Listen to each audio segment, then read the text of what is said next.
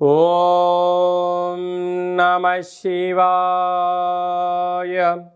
ఓం నమో నారాయణాయ. కర్మ నివారణ నరదృష్టి నివారణ కాళభైరవాయ నమో నమః. హరి ఓం. ఓం కాళకాలాయ విద్మహే కాళాతీతాయ ధీమహి తన్నో నరదృష్టి నివారణ కాళభైరవ ప్రచోదయాతు. హరి ఓం.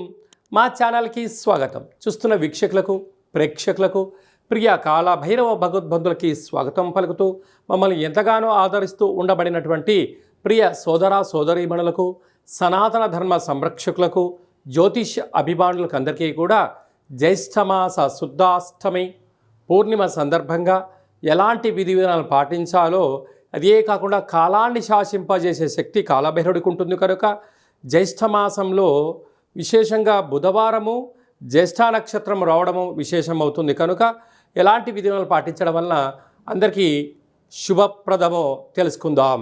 1వ తారీఖు 6వ నెల 2025 నుంచి 15/6/2025 వరకు పుట్టినటువంటి వారందరికీ కూడా ముందస్తుగా జన్మదిన శుభాకాంక్షలు.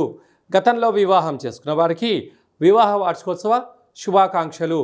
ద్వాదశ రాశుల్లో గ్రహ గమనాన్ని ఒకసారి వీక్షింపచేద్దాం. మేషరాశిలో శుక్ర భగవానుడు, వృషభ రాశిలో బుధాదిత్య రాజయోగము, రవి బుధ సంచార స్థితి, మిథున రాశిలో దేవగురు బృహస్పతి సంచార స్థితి, కన్యరాశిలో కుజ భగవానుడు నీచభంగ రాజ సంచార స్థితి, 18 సంవత్సరం తర్వాత సింహరాశిలో కేతు భగవానుడు, అలాగనే కుంభరాశిలో రాహు భగవానుడు, మీనరాశిలో శని భగవానుడు సంచార స్థితితో ప్రారంభమవుతుంది. అలాగనే 7వ తారీఖున కుజ భగవానుడు కర్కాటకంలో నుంచి సింహరాశిలోకి మార్పు కలుగుతుంది కనుక ఈ విధమైనటువంటి పరిస్థితులు ఉన్నాయని చెప్పి కూడా గమనించాలి. మకర రాశి వారికి అర్ధాష్టమ శుక్రుడు, అష్టమ కేతు సంచార స్థితి ఉన్నప్పుడు దోషాన్ని ఎలా తొలగించుకోవాలి, యోగాన్ని ఎలా పొందాలో ఈ వీడియోలో సవివరంగా సంపూర్ణంగా తెలుసుకుందాం. మకర రాశిలో ఏ నక్షత్రాలు వస్తాయనగా ఉత్తరాషాఢ నక్షత్రంలోని 2, 3, 4 పాదాలు, శ్రవణ నక్షత్రంలోని 4 పాదాలు, ధనిష్ఠా నక్షత్రంలో 1, 2 పాదాలను కలిపితే మకర రాశి. రాశాధిపతి శని భగవానుడు. వీరికి 2వ స్థానంలో రాహు సంచారం చేయడం వలన ఇంట్లో అన్ని పనులు నేనే చేస్తున్నాను, అందరూ నాకే పనులు చెప్తున్నారు, నేను ఒక్కనే కుటుంబ బాధ్యతల్ని, ఆఫీస్ బాధ్యతల్ని నెరవేరుస్తున్నారు అనేటువంటి భ్రమలో ఉండే పరిస్థితి ఉంటుంది. ఎందుకనగా రాహు మాయాకారకుడు, నరదృష్టి కారకుడు, గృహవాస్తు కారకుడు, అందరూ నన్నే అంటున్నారు అనే పరిస్థితి ఉంటుంది. అలాగా వీరికి తృతీయంలో శని భగవానుడు ఉండడం వలన మళ్ళీ కొంత సమయం తర్వాత మీరు రిలీజ్ అయ్యి అనడం ఎందుకు, అనిపించుకోవడం ఎందుకు అనే పరిస్థితి కాకుండా మౌనము, ధ్యానము, ఏకాగ్రత, సత్ప్రవర్తన, తల్లిదండ్రుల యొక్క ఆశీస్సులు, కులదేవతల యొక్క ఆశీస్సులు, గ్రామదేవతల యొక్క ఆశీస్సులు ఎప్పుడైతే మీరు ఉండగలుగుతాయో వీటన్నిటినీ ఓర్పు, సహనం చేత నెట్టుకుపోయే యోగ్యత మీకు కలుగుతుంది. అర్ధాష్టమ శుక్రుడు. మీరు విలాసవంతం జీవితం పొందాలని మీ కోరిక.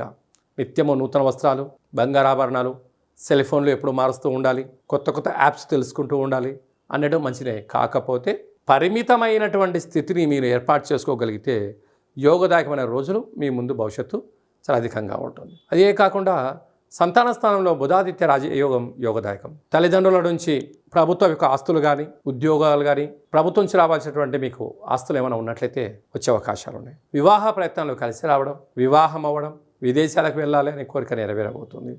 అలాగా మీ యొక్క పిల్లల యొక్క చదువులు, అభివృద్ధి, కెరియర్లో మీ ఆలోచన ప్రతి విధానము, విజయము మకర రాశి వారి సొంతం కాబోతుంది.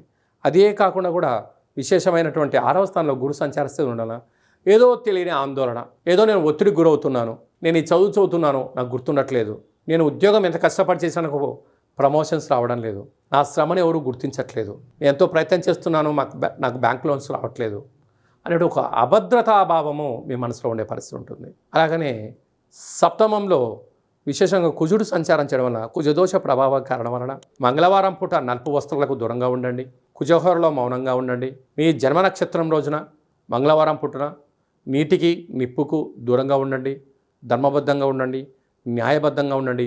యోగదాయకమైన పరిస్థితి ఉంటుంది. అష్టమంలో కేతు సంచార స్థితి ఉండడం వలన చిన్న చిన్న విషయాలకు ఆందోళన తగదు.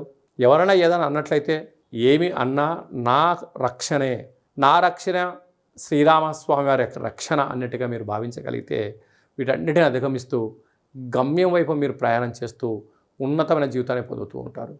కనుక మకర రాశి వారు హోటల్ వ్యాపారస్తులు, నీటి వ్యాపారస్తులు, స్వీట్ హౌసు, వ్యవసాయ సోదరిమణులు, డాక్టర్లు, మెడిసిను, సాఫ్ట్వేర్ రంగంలో ఉండబడిన వారందరికీ కూడా అనేక రకాల మంచి అవకాశాలు రాబోతున్నాయి. కనుక అది మీ వ్యక్తిగతంగా నిర్ణయించుకోగలిగితే మంచి భవిష్యత్తుని ఆస్వాదించడానికి చాలా మంచి కాలం ఉందని చెప్పి కూడా గమనించాలి.